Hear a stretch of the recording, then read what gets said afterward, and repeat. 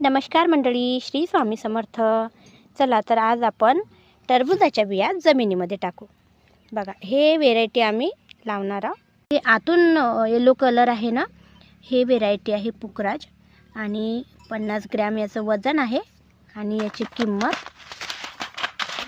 4400 आहे. बघा, 50 ग्रॅम पॉकेटाची किंमत 4400 आपल्याला पडत आहे. म्हणजे किलो मागे त्याला 80-85 हजार रुपये किलो हे बियाणं आहे. दुसरी व्हेरायटी लावायची आहे गोल्डन किंग, जे वरतून पिवळा आहे आणि आतून लाल कलर आहे. बघा असं. हे 25 ग्रॅम आहे आणि हे एक पॉकेट 25 ग्रॅमचं 3000 रुपयाचं झालं. ही व्हेरायटी लावायची आपल्याला कँडी, जी वरून अशी काळपट हिरवट कलर आहे आणि आतमधून लाल कलर आहे.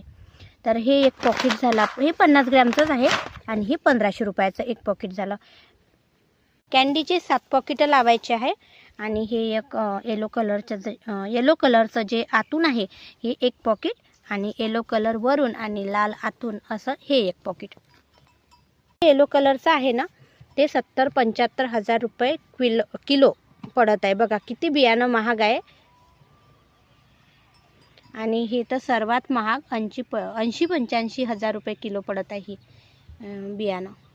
आणि आहे पण तसंच, क्वालिटी खूप चांगली आहे, खूप गोड आहे, शुगर बीपीवाल्यासाठी चांगलं आहे.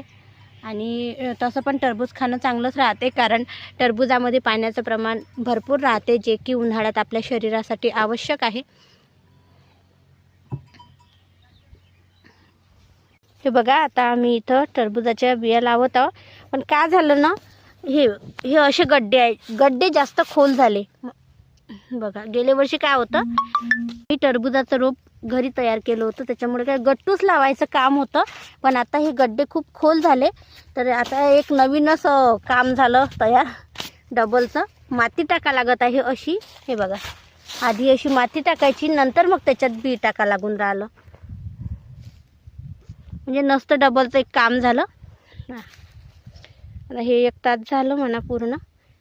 पण आतापर्यंत दोन तरी तास व्हायला पाहिजे होते कमीत कमी. मी एकटीच होती आतापर्यंत, मुलं आले आता. तर हे बघा, हे असे गड्डे आहे, याच्यात माती टाका, नंतर बी टाका. म्हणून तुम्ही जर टरबूज लावाल ना, एक तर रोप घरी तयार करा, नाहीतर मग आधी पहिले मातीच टाकून घ्या गड्ड्यामध्ये, नंतर मग बी टाका. हे असं डबलचं काम होणार नाही मग.